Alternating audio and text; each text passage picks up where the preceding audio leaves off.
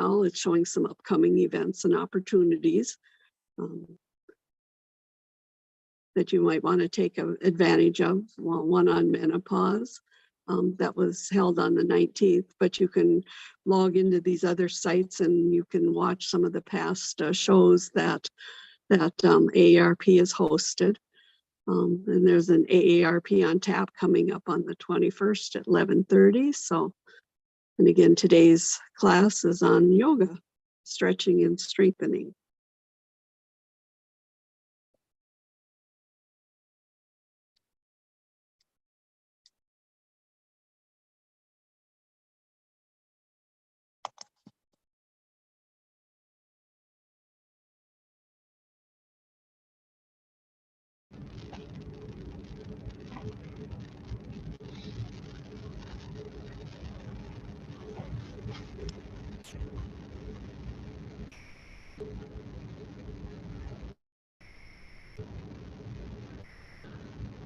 Well, hello everyone, and welcome. I'm Marnie Piehl from AARP, and I am just thrilled to welcome you today to our Passport to Healthy Living program, Get to Know Yoga.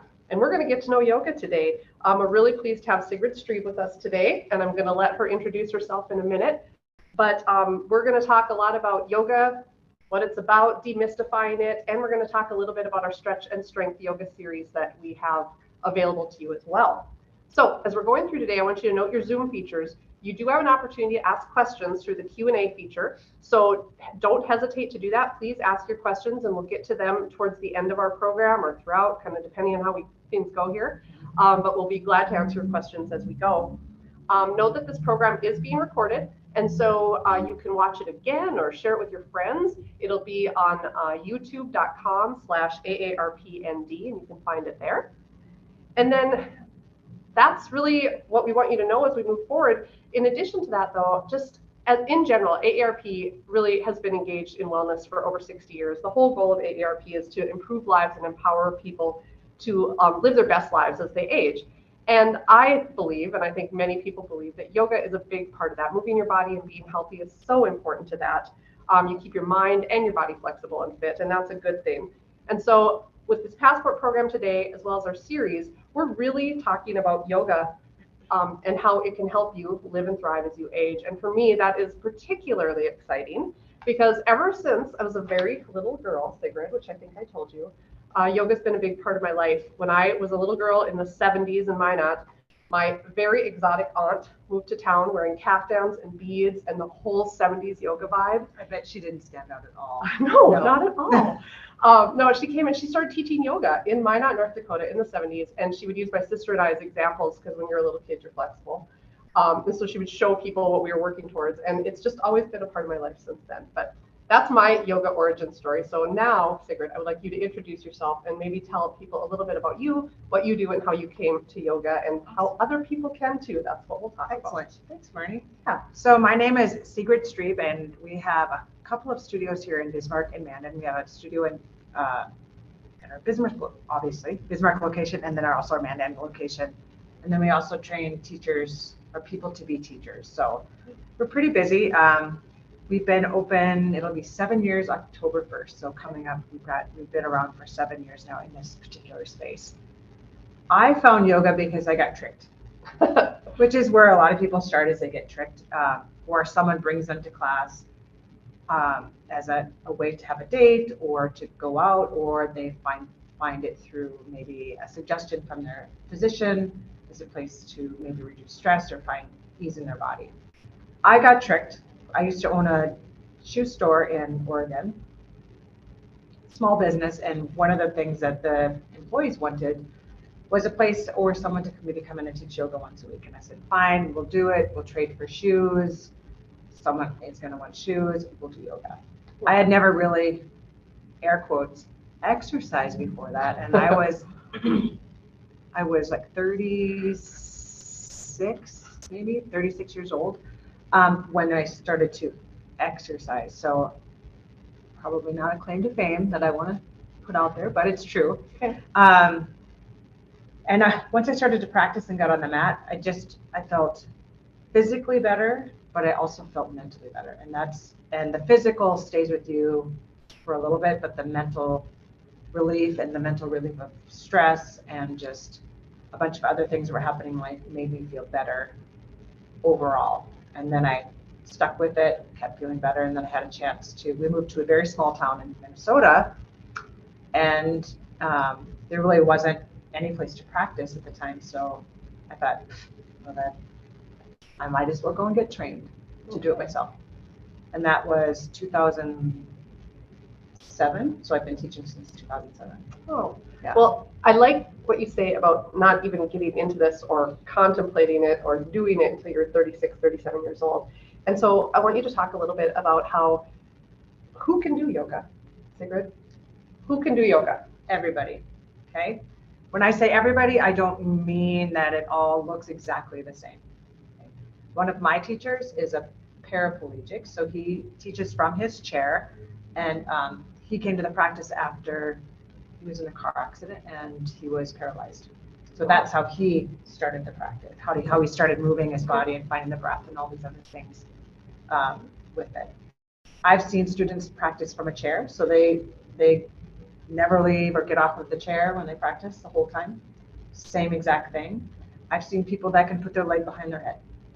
So and then the age ranges are, we start, we have little kids, we have a class happening right now that's newborn, so starting at newborn, and it's kind of, well, they're not doing down dog.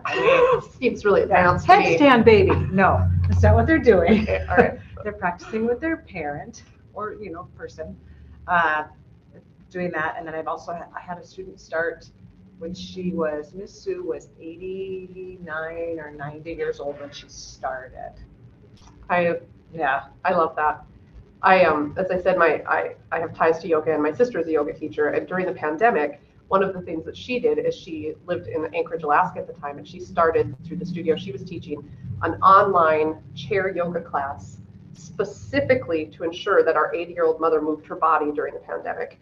And it really, really made a difference. Not only did she move her body, there was a lot of connections that were made through that class, and that was really a nice thing. So I like what you say about how anybody can do it, and I think not just any age, but any body size. That's something that I've really seen in the public sphere around yoga, especially online and different places. Is there's a lot of people of all different shapes and sizes doing yoga. There are people who are larger, and there are people, as you said, who are fully abled, and there are all kinds of ways to do it. You don't have to look a certain way, and I think that that's something we should talk about a little bit, is some of that, the public image that's gotten a little bit maybe too glamorous. It feels intimidating.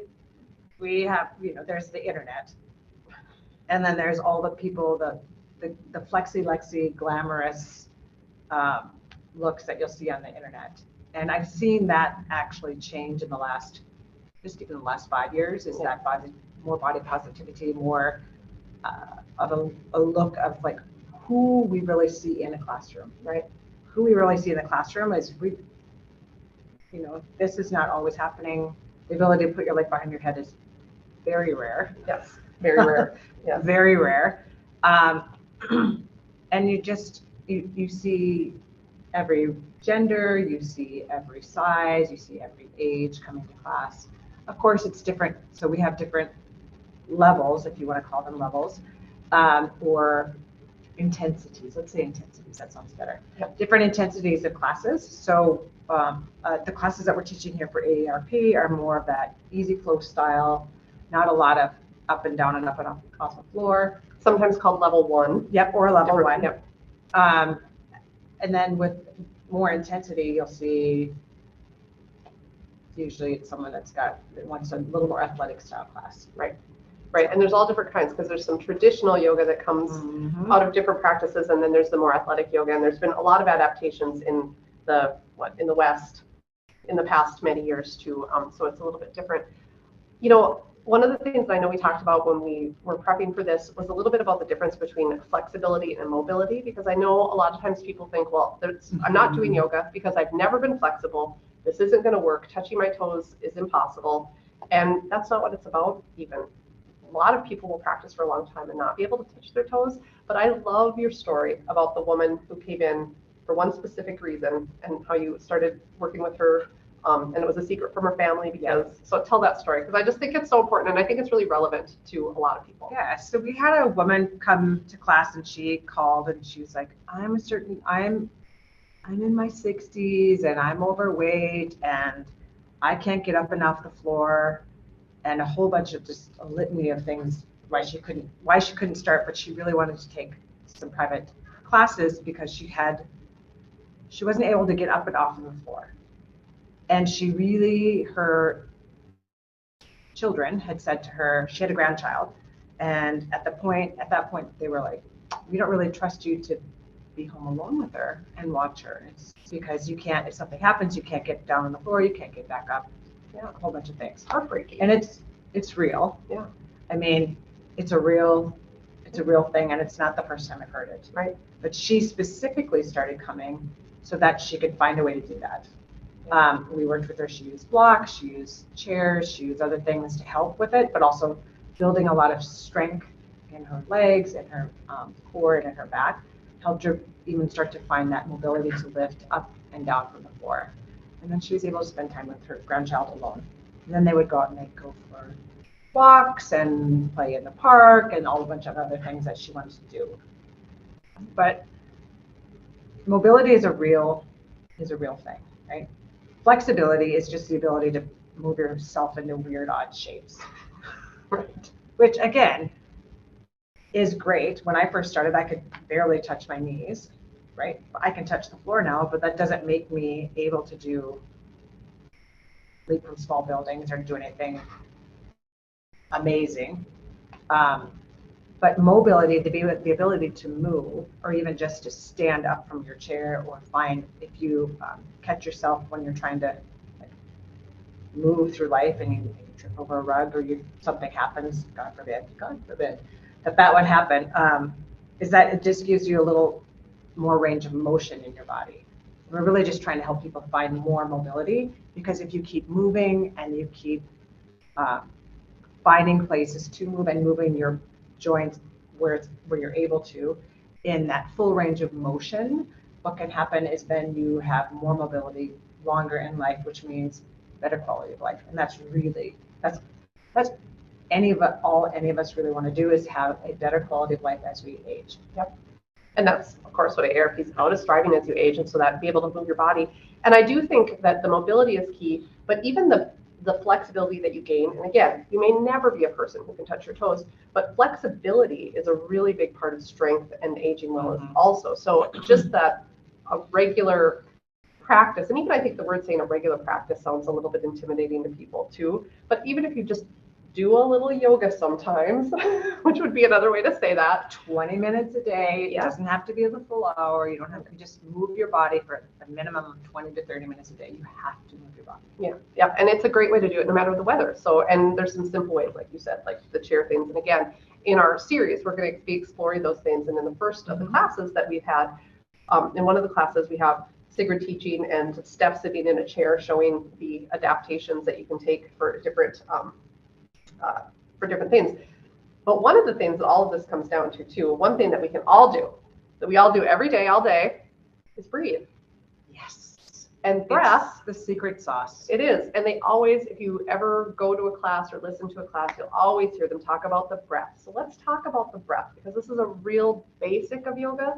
And if you do some attentive breathing, you're doing yoga. Exactly. So let's talk about that. Meditation, prayer, all of those things would be kind of lumped into those places where you can actually practice or come in.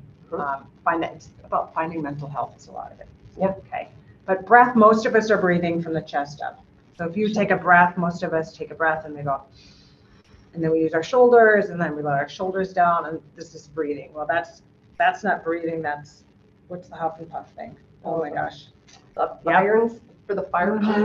You know what it is. Yeah. You can just put it in the chat. Let Doreen know what it called? is. Yeah. It's going to come to me. Yeah. All I can think is accordion, but it's not an accordion. And it's not the huff and puff. Either. No, those so are not if you the want words. to know, it is not the huff and puff. All right. So anyway, so most of us are breathing, bellows. So most of us are breathing from the chest, from the center of the chest up. Okay. When in actuality, our breath, our lungs are, if you find this lovely little space right at and the notch of the collarbone, and then find it at the bottom of the ribs if you tap into this space or feel it. This is the length of the size of our lungs. Okay. Like everyone at home, that's a big lung. Yeah. This is much room that's where your lungs are. Okay. Yeah. So now you're here, and then it goes all the way around, so you can feel the back of the ribs and the front of the ribs. And so all of this area is your lungs. Okay. So if you're only breathing into this much, like 1/3, then you've got 2/3 that is just sitting there and collecting. And what it's collecting is probably not things that you want to have in your body. Like a little bit of extra mucus, or if you're a smoker or whatever, your black tar that's going in there for those kind of things. So if you can take a full deep breath, which is not easy at first, okay, for most of us, because we're, again, not used to that. It's like, it feels in your lungs what it feels like to try to touch your toes almost. Like it's tight. Yes. You can feel it. Yeah. And so it's loose, learning to find the muscles in the ribs to expand, not only in the ribs, in the front, because when we think of the ribs, we think of the front. Mm-hmm. We forget that everything goes all the way around the back, and we have a backside, and not just when we look in the mirror, but all the time, right? But if you take a deep breath and you were to take your, kind of make little C shapes here, and then bring them around to the outside edges of the ribs here. Okay, so we're going to do yoga right now. That's what's happening, is we're doing some breathing. Let's do it. Yeah, we're going to do it. So you'll draw the breath in through the nose, and you'll feel the breath come in through the back of the throat, and then start to fill into the lungs here. You might feel the ribs drift out to the sides, and you might feel a little cough come in, and then open the mouth, exhale, and you'll feel the ribs maybe move back in towards center. Inhale again, big breath. There is more room. Take an extra little snuff in, and then slow release, let go, exhale. We'll do one more just for good measure, because good things happen in threes. Deep inhale. Take an extra little sniff, and then slow release, let go, exhale.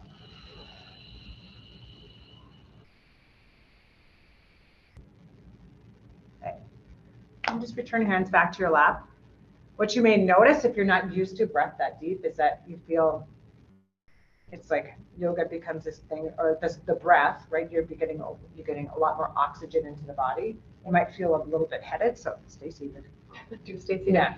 But I want to point out, we just did yoga, so you can do it. Yeah. That's what's really important, is we are doing yoga while we're sitting here, and the breath is so much of it. And I do find that my own practice has ebbed and flowed over the years. Sometimes I'm really with it, and I'm going 3-4 times a week, or doing it at home, and other times once a week for 15 minutes, get it done.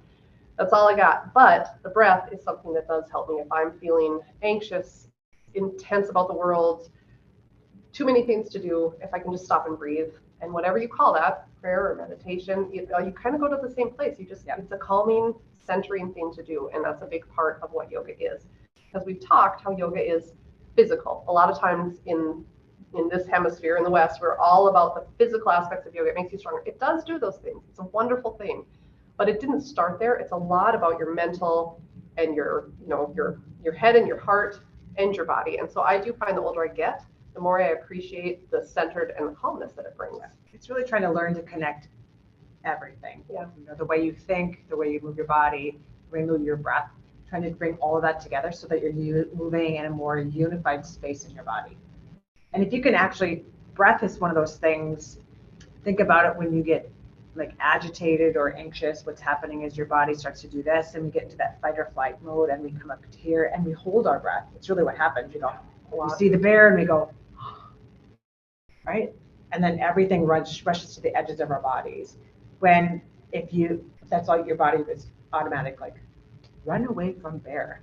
Okay. Right. But that's a good thing. Yes, which is good. But there aren't any bears. But yes, there are no bears. But in life, it might feel like there are those same things coming at you. Yep. So if you can take that deep inhale, the shoulders drop, the chest expands, and then you can actually start to process more thoughts than just reaction. Which I think in this world, in this time that we're in, where there's so much to react to, and people feel a lot of stress and a lot of tension for many, many reasons, there's never been a better time to think about that. It's just to stop and breathe when you're feeling really strongly about something. To stop and breathe, it's so important, and it can make a difference in our interactions with each other, not just in our own bodies and minds. So that is kind of amazing. And the beautiful thing about breath is it happens all the time until it doesn't, and then you don't need it anymore, obviously. Right. But breath is something that is free. For most people, it's free, unless you have something where it feels like it's not a regular thing you do very easily every day.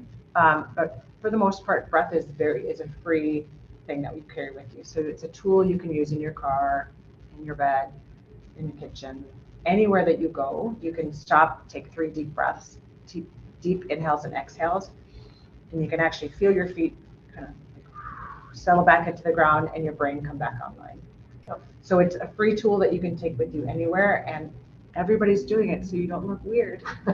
You can do it in the airport if you want to. I like that. Yeah. I like that. I've done down dog in the airport, but people do think then they get a little bit. They're like, what? But it is helpful. It is. We talked about breath. So one of the things that I think has been interesting in my yoga life is that when I was younger and I did yoga, I could do headstands and I was doing back bends and I never got to the splits, but boy, I could do the things. And then as I've aged and different things have happened, one of the things that has happened is that I come to the mat, and not only is it different from 20 years ago, which I get, it's different from 2 weeks ago. And sometimes I can do something and sometimes I can't. And that's one of the things I always love. And I know you say this as a teacher, is that, it's non-competitive. You're not competing with anyone. Whatever you have on the mat that day is your day. It's your thing. And I think that's a great self-acceptance. And so that's the other thing that I appreciate about yoga, is that there's so many lessons in it. So maybe we could talk about, why is your body different every day, and how does that happen in yoga? What's the deal there? Sometimes your mattress feels great one day, and the next day then you roll over, or one day you feel great and then your hip doesn't feel great, so then that brings it different. It could be that you were driving to class, you were driving somewhere, and then somebody stole your parking lot, and that changes the way you come to the mat also. Life is different every day. And so your body is too. Yeah. I mean, that's the deal. We'll start to see in the next 2 to 3 weeks. Here's my prediction. Sure. Is that we'll start to see the rakers back. The rakers? Yeah. Oh. We'll start to get rakers back. Rakers back. Yeah. We see a lot of rakers back in the fall. Gotcha. And then shoveler shoulder. Yeah. Are those official? No, they are diagnoses? Not I think they should be, though. I think they should be. We're going to get out the ADA. Yeah, we'll just fix it. I think that's a good idea. We were talking a little bit about some of the one student that you had, but I want you to talk about the guy in the car. That's my favorite guy. Oh my gosh, he is my favorite. Sigrid's seen so many different kinds of students, and I love how people come to yoga, because again, people I've talked to, there's people who have done it and they're cool with it and they either like it or they don't, which is fine. And then there's people who are saying it's too weird for me, it's too woo-woo. And also, I don't think I could do it. There's just lots of reasons not to do it. But I love this story because it's the ultimate of, all right. I'll succumb to that, I suppose.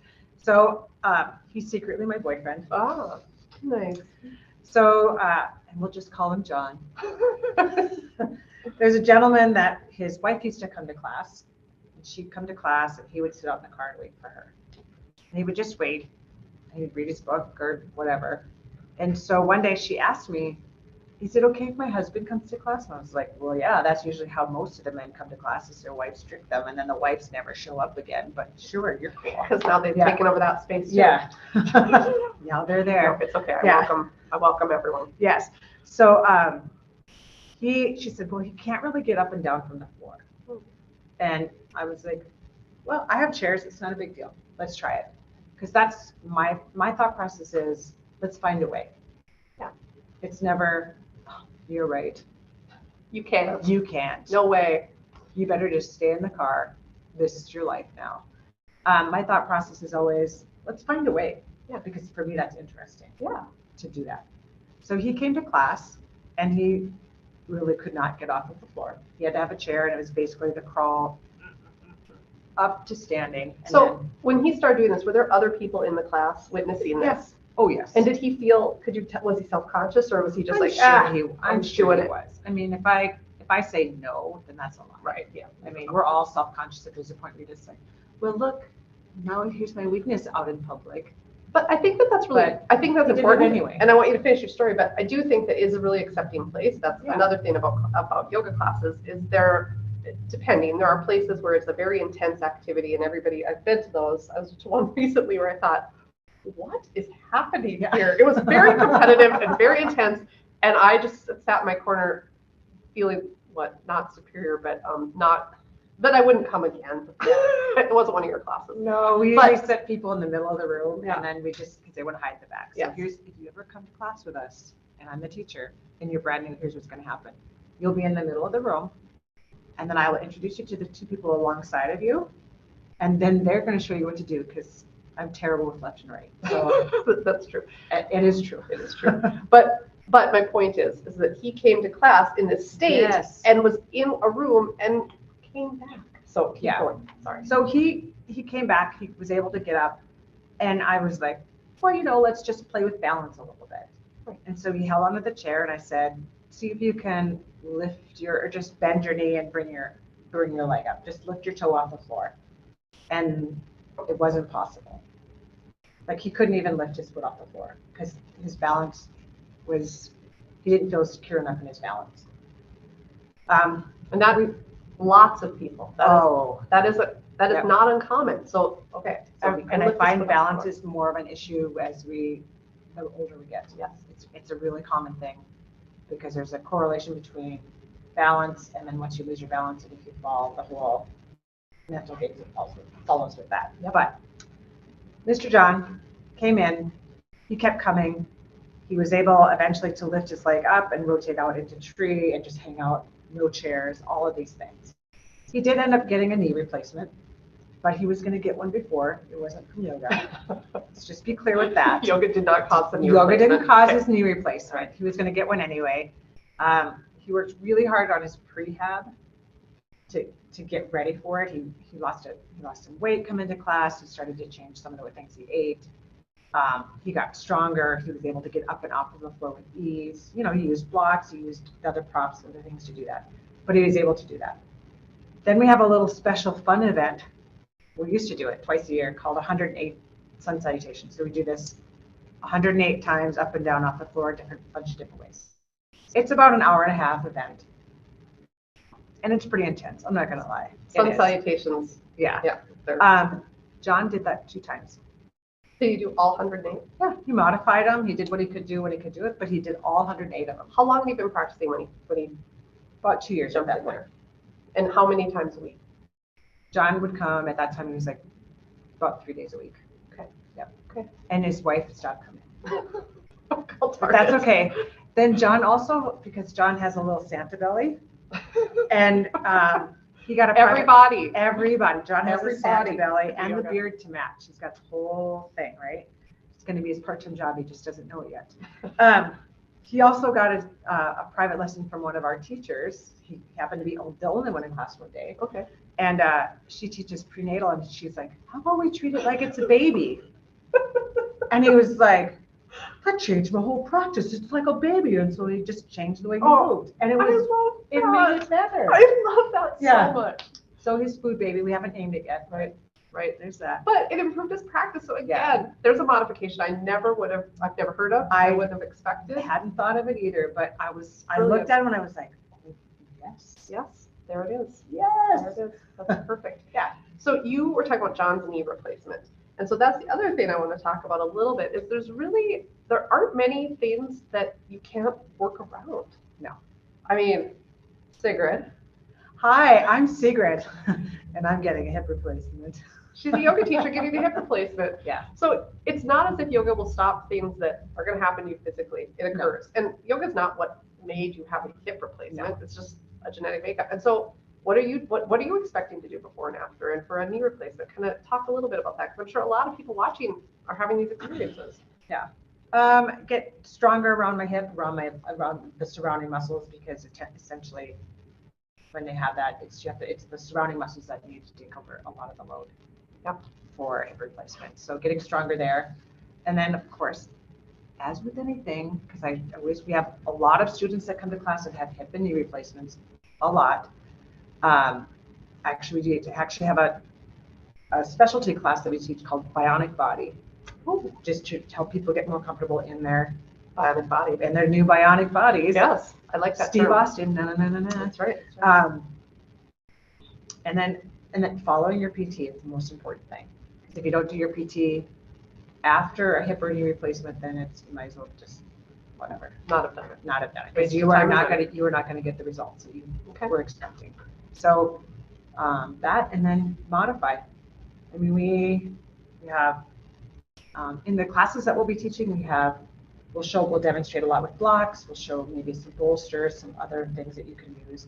But using all of those as tools, because what they do is they help your body adapt to it better, adapt to the movements better, adapt to shapes better, and make you stronger. Yeah. And in my brain, what I'm planning for is for a quick, speedy recovery, taking some time off from teaching, and getting back into my own practice again, moving, finding out how that moves, see if all the things I said were true. Let's just put that out there. Well, and also, But I've seen it, so. yeah, and so you've seen it, and you're going to experience it, and then you'll be a model for it. But I know that for myself, I do feel better, and sometimes it is just that mental, like, all right, I'm going to unroll my mat. And even at home, there's lots of options. You don't necessarily have to go to a studio. We're creating them. We're creating them. So we have a yoga series. It'll be online. But I think there's a lot of options. And when you are at home, sometimes you were talking about bolsters and you were talking about blocks and we're talking about mats. So let's talk about what are the basics that you need to wear and have around you to start a practice at home. Because a lot of times you go to a studio and they'll have mats to borrow. They have blocks to use. They have bolsters to use. You kind of, all the stuff's there. You got to wear whatever you're going to wear, loose clothing. But what can you do at home? Well, recently in the last 2 years, we've had a moment where we could all practice at home. Remember that? Remember that time? So what we really encouraged students to do was blankets. You could take a bolster is one of those, like a long pillow, something kind of firm. And if you didn't have that, taking a blanket, rolling it up into a tube and using it that way. Yep, so you can use that. If you don't have blocks, a soup can works great. Little soup cans. The big soup cans are better. Little soup cans? Big cans are better, but if you're just in the beginner size, you can use the little ones. But otherwise, the industrial section is great for soup cans. But soup cans work great. Books tend to not be great because they get a little wobbly. Sure, and they would slide. slide. And the pages, and they slide. Straps you could use, if you want to strap a belt. We all can figure that out. Or a tie, because nobody has to wear a tie anymore. Who wears a tie So anymore? just use a tie for yoga. There you go. Yep. So everything you need is already home. You can use a towel, you can use a blanket to practice on. In the olden days, the before times, they didn't even use yoga mats. These whole new like fancy rubber mats and all these other things are relatively a new invention in the last 50 years. And what yoga mats do is your hands stick a little bit. Yeah. More. Like it's really about stickiness, so you don't Yeah. slide on your rug or you just, and they're a little more comfortable too. They are more comfortable. But if you don't have one, use a towel. You can use a towel. You can flip over. I don't know that you do that. Never mind. Erase. So there's lots of ways. There's lots of options that you can find. You don't have to make a big investment to come into it. Right. Is really the thing. And wear something comfortable that you can move in. That's okay. What about the shoes, not shoes, socks, no socks? okay. Let's talk about bare feet. It is highly recommended that you do barefoot, okay? Because you're trying to connect back into and get like a full feeling down into the ground. Because some people are very uncomfortable with bare feet. And some people are okay? If you were in socks, what happens is you tend to slide more. Socks are actually kind of dangerous because then you'll see it and then you'll see them walk out of them. They'll come out of them. Okay. They have the fancy yoga toes socks if you want to try those.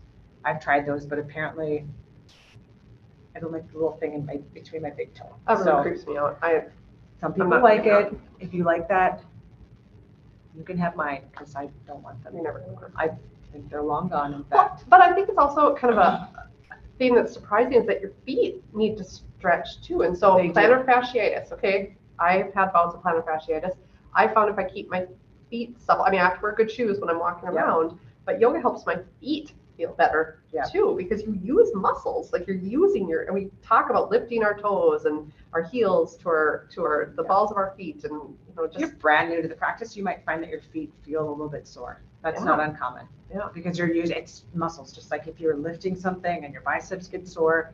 If you're used to being in shoes all the time, your feet are supported all the time. Right. And they don't really have a chance to find all the muscle movement. So it's really good for that, and it also helps with what I've read is that it really helps with balance a lot if you can have more movement through your feet, so that you can that's because your toes are moving all of the time. Right. When you're standing, you're not conscious of it. But you're not conscious of it. So here's the deal with shoes. Some people can't get down to take their shoes off and on. It's a real thing. I've had a few people that have had serious, like big foot issues, and they just don't want to take their shoes off.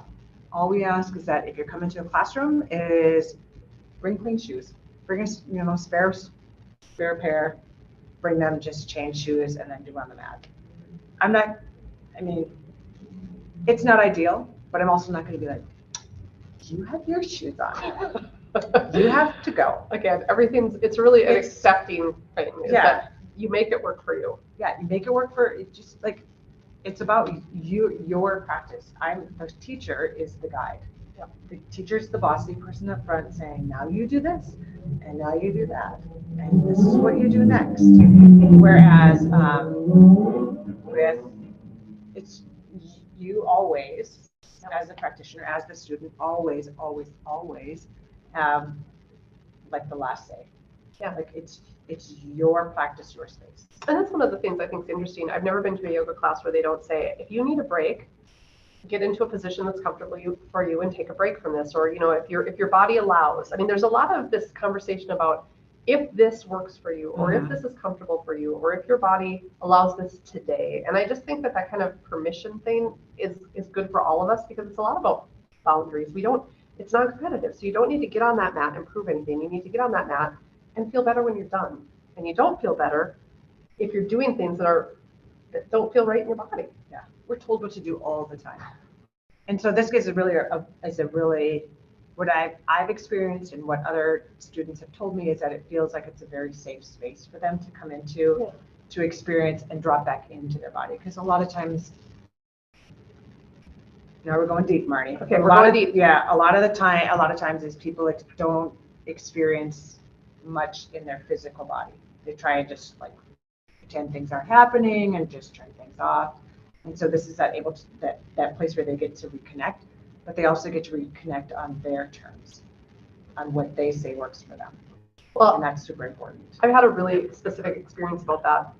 And again, I've done yoga, but I think when things happen to you, you don't realize that they affect your body. And there's a heart opening. There's different things that you do that are heart opening, where you can just be, as much as, kind of doing a back bend in a really accessible position, but you really have to open your chest and your heart. And I can remember when I was going through a hard time once, and I was in a class that was about heart openers, and I found myself crying. I started crying. There's crying in yoga. There is crying, and there's laughing too. But I remember I couldn't understand what was happening. It was a very safe class for me. It was people I knew, and I had been to that class before, but I had resisted it. I hadn't been able to get in that. And when I got in it, I really cried. And I don't even know specifically what I was addressing. This is the woo-woo part. Yeah. So if you don't like this part, it is kind of a part of it, because you can't help but tap into how your mind and your emotions are dwelling in your body. And it's good, though, because it moves things around. It does. And there's actual science behind it. So it's not just all woo-woo. There is actual science behind it. So yeah, that physical connection and how your body and your emotions are connected into different spaces of your body. There's actual science behind it. I do not have them right here. We don't have the facts, right? And but I've seen the science. I've read the science. We could do another session where we could talk about that, because I do think it's really important. And it doesn't, again, it affects every part, mind and body and all of that. I've seen, there's a lot of crying in yoga. Okay? That's interesting. Yeah. But it's one of what I've found or seen or experienced as the teacher is I can usually kind of, okay, now we did go woo. I can usually feel it before when someone comes into class. I'm like, oh, here we go. someone's going to cry today. And I don't know what it is, and I often don't ask because it's not my business. That's your business. And if you want to tell me, that's great, but it's not my business. But it's oftentimes sneaks up on you. You'll just be there, and all of a sudden you're like, whoa, my ear is wet. Where did that happen? Like, it's just like, it happens. It's spontaneous. It happens. And I've yet to have someone say it felt terrible, that, that the release felt bad, but it's a space to feel safe to do that. Yeah. So that's not the every practice kind of situation, but it is part of it. It's that it does move you, and I think that's a good thing. I did once get out of a speeding ticket because I was leaving my three small children trying to get to yoga, and I was late because of my three small children, and I really needed yoga. And when he pulled me over, I burst into tears and said, I really need to get to yoga.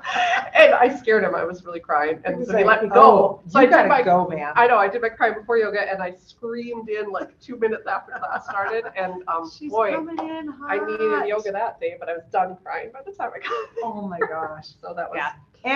And on that same note, I'm really good at dad jokes. Oh. No, I'm not. Oh. They're bad dad jokes, but they will make you laugh. So that's all that matters. I will say that you often, you bring a lot of humor to class. And that's the other thing. People think that yoga is so serious. So serious. I'm not very good at that. No, and I really appreciate the fact that it's fun and it's playful and you can go in there and just have a good time. And it doesn't have to be this serious, intense experience of exercise or meditation or anything. You could just go in there and move, and it's fun, and you laugh at yourself, and you laugh at Sigrid's terrible jokes, and my inability to know left and right. So there's that. It's really remarkable how bad you are. It is very bad. Some days better than others. I mean, but I feel so good when I'm like, oh my gosh, you guys, I went the whole class. Well, she has to mirror. So a teacher's usually in front mirroring, and I think this is important to say, is that you're on mats and the teacher's in front saying, now we'll do this, and then and that's confusing. That's confusing. Yeah, it's not happening in my life. I don't blame you. No. What are some of the other basics that we need to talk about? Upcoming classes, we'll be doing, every class starts with breath, just so you know what's happening. Breath, then we find some movement, warm-up movements, depending on what we'll be doing. There's a lot of warming up the spine, maybe shoulders, legs, whatever we're doing for that.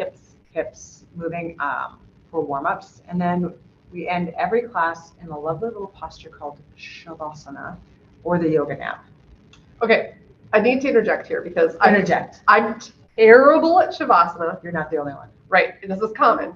And I have two fears. One is that I will fall asleep and snore, which I've done. And again, I shouldn't care because it's a safe space, but it's just the end that I can't stop my mind. And I'm like, well, we're done now, so I have to go. So Shavasana, honestly, laying down at the end is the hardest position. Yep. It's the hardest thing. It is for most people. And it's the most important one because it's where all the work you just did, like you just took a snow globe and you went like this. And you shook it up. And then you're going to set it down. And the setting down part is the Shavasana, where everything gets to settle back in. Yeah, you're not alone. I know. And it's not snoring, it's chortling. Chortling? Yeah. That's true because yeah, you chortle yourself. It's very away. common. It happens all the time. It's very common and a little means it was a really good class. It's a compliment to your teacher. I fell asleep. Oh, like, I like reframing it like that. That's helpful. But that is the nice thing because a lot of times in yoga too, you're doing getting your body warmed up, and then you start maybe moving a little more actively, and it gets a little hot, and then you can tell when you're moving into the slowdown and it's then you're like, oh, I know how much is left, and I know that I can ease off a little bit, and it's just a nice predictable cycle. It's one of my favorite things is knowing, oh, we're shifting now. Yeah, that transition. And that Shavasana space too is also some people's favorite spot because it's the only time they get to rest during the day. Yeah, which is super sad. Like 7 minutes a day is when you get to rest. Yeah, that's important. Rest is as important as moving your body. So I think that again, another benefit of yoga.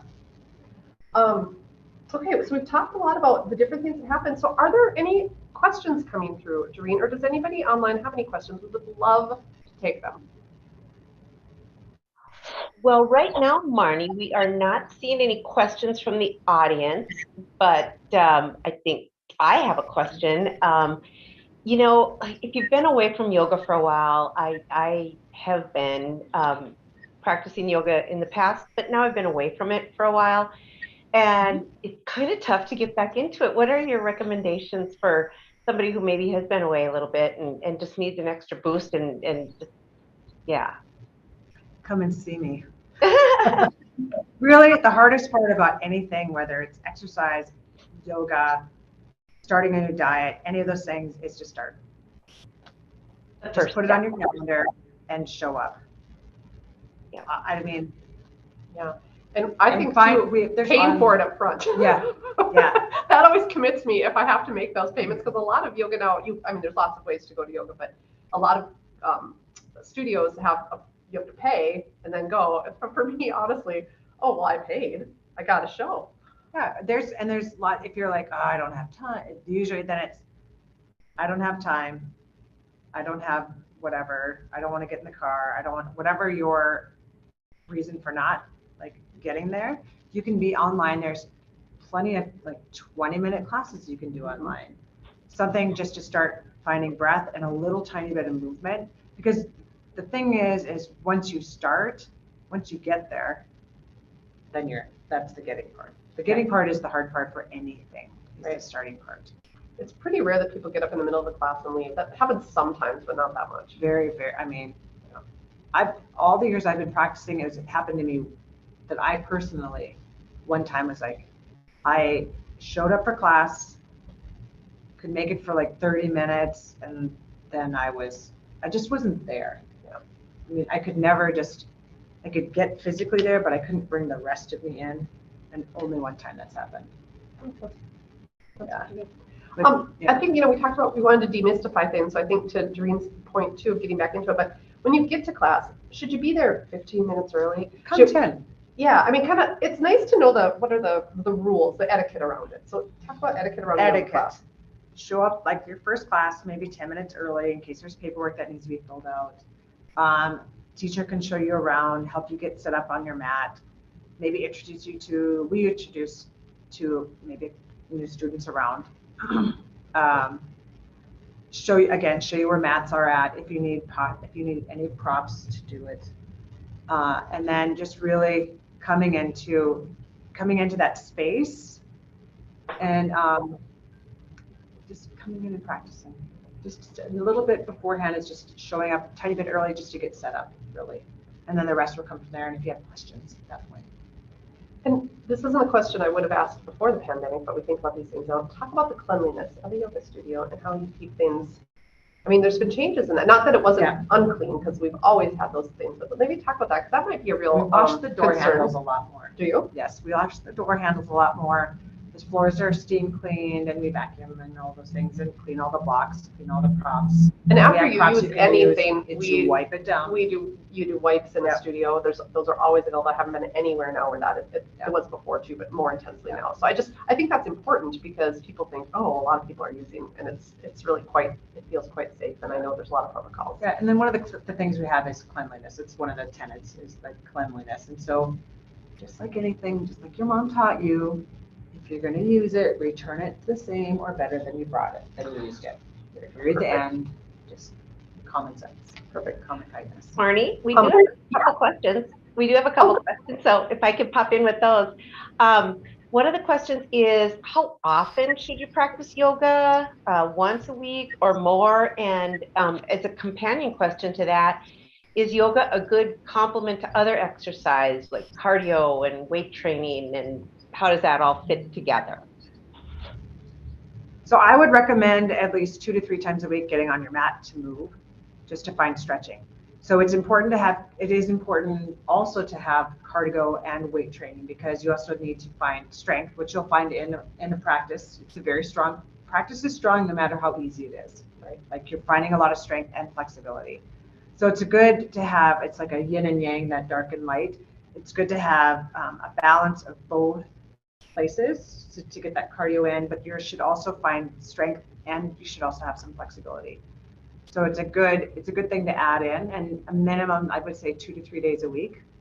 Well, you see a lot of yoga being practiced by teams now, sport, like athletic teams. My sons are football players, and I know they bring in yoga to some of their practices, which I am so glad because I can never get them to come with me. Yeah. But they now believe because you get hurt less if you're flexible, if you have some more mobility in your joints, and you're not so tightened up from all the weights and the kind of movement that they do. And plus, it's really good for their game day brain. Oh, I'm going to pull that in. That's a good point. Because you get calm and focused. Yeah. The breathing. Well, that makes a lot of sense. Yeah. We have one more question. Yeah, we have another one. Does the time of day matter to practice? Like, is morning better, more benefits in the morning, or evening? Does it matter? And then we'll have one more question after that too, after you get done with that. The day does not matter. We have at our studios, we start at 5:45 in the morning, and then our last class starts at 7 p.m. So it depends. Here's the deal. If you're not a morning person, you are never to come see me at 5:45 in the morning. Never happening. Never, ever happening. If you're a nighttime person or you've got small kids, I'm never going to see you at 7 p.m. Right? The class style might matter more, like where you're at. So there's ranges from very, very stretched classes that are heavily focused on mobility and flexibility, like a yin style class. And then this is a whole different place, but we won't go there. To all of the way over to what we call our heated classes. So their heat is about 90 or 95 degrees. And then a lot more of this chaturanga, we call it chaturanga, or tricep push-up and movement and flow up and down from the floor. Right. So there's differences. Intensity of the practice is really what will bring a person to a particular class. But time of day is, as with anything, it's your preference. And I think it's interesting too, as a person who practices yoga, my practice is different in the morning than it is in the middle of the day than it is at the end of the day. And so I'm very inflexible and a little groggy in the mornings. And so if I'm going to do that, it's going to be pretty low key, pretty chill, just trying to get going. And it's very different over time. So you'll find different things out about yourself throughout the day, depending on when you take your class. Yes. Great. We have another really good question here too. This person's physical therapist just released them to general exercise after being treated for hip impingement. Is yoga good to start with? And would there be certain types of yoga that would be best for her? Good question. Oh, as one who deals with such said things, who's hip impinged, who is also in those places. Here's the deal. Listen to what your PT says. Do that first, and then. But here's what I found: as my body changes, and I'm finding that this is getting to be, I'm more aware of it, shall we say? What I'm doing is I just modify my practice. So if I get there and it hits it and it goes and I get that little zinger and I go and no, and then I come out of it a little bit. So it will help with range of motion. It will help with strength. It will help with flexibility in those areas. But as always, you should never feel pain in anything you do. And pain is those points where you're like, I can do this. Right? That's pain. You should be able to find full deep breaths, keep softness in the face, and be able to do whatever you're trying to move into. And I think that's a good point because pain makes you stop breathing and suck it up. And that's the opposite of what if you come into spaces of pain, then I would back off from it. And then always, always, always, always talk to your teacher. Let them know that's happening. And they might know, or depending on, because impingement means one thing for one person, and for another person, it looks different in their body. Okay. We all have these beautiful little shells that we walk around in, and our bones we have relatively all the same number of bones, but all of them are all shaped a little bit differently, or they move a little bit differently within our own skeleton here. And so what works for me might be slightly different than what works for someone else. And so it's asking your teacher. If they don't know, they'll find out. And then also, again, always listen to what your PT has to say. And I think that's important too, from our perspective. If you're going to start a new exercise regimen, anything you haven't done before, you should check in with your doctor. Just make sure there's no reason not to do what you want to do. So we always encourage that. Any other questions in the queue, Doreen? No, that is it for right now. You guys covered a lot of ground. Thank you. Ooh, we did. And if you didn't catch that, you can watch it again because it's going to be on You YouTube. might want to put it on a So- half speed. We talk kind of fast. That is true. That is true. So any last comments, Sigrid? I invite you to just come and try. Come and try, come and play. Whether it's joining us on these AARP events, whether you try it online with like Yoga with Adrienne or whatever these, there's tons of that. She's pretty popular. Everybody I've talked to has done it at least one time. Whether you do an online class or you come and join us at the studio, whether it's here in Bismarck and Mandan or any of the studios that are around in your area, I would recommend that you try and just get on your mat, see what it does for you. See what happens. Try 3 times before you say you hate it, please. Yes, I think that's Yes. important. That's a good one. Well, Sigrid, thank you so much. This was such fun, which we knew it would be fun. Right. It was great fun. And I also want to thank my colleagues, Janelle Mose and Wendy Hogue and Doreen Redmond for their assistance today and their support in the background. And Ellen, thank you for being our greeter. We're always grateful to have your warm greetings and welcomes around. Just so everyone knows, our next passport to healthy living will be October 19th. We're very excited to talk about menopause, what you actually need to know, which is a lot. I've been studying that and it's very interesting. With Jean Marie McGowan of Stanford Health. So that is going to be a great class. Be sure to register now and join us. And you can find all our upcoming events on aarp.org/ND events. And also, we've got a general election coming up. I'm sure everybody's aware of that. And there is a lot of information out there. We want you to know where, when, and how to vote. And also, what maybe you want to ask candidates when they come knocking at your door, because I know they're out there door knocking right now. So we've got a lot of that information at aarp.org/ND votes. So you can find just a lot of great information about how, where, when to vote, and questions to ask candidates. So if you're attending this event live, you're going to see an email with a survey come through. So please fill out the survey. It helps us deliver great programming to you, and we really appreciate it and always want to hear your thoughts. And then thank you, just thank you for joining us and learning about yoga. And we hope that you will join us for our yoga series. And thanks for being here. Have a great day.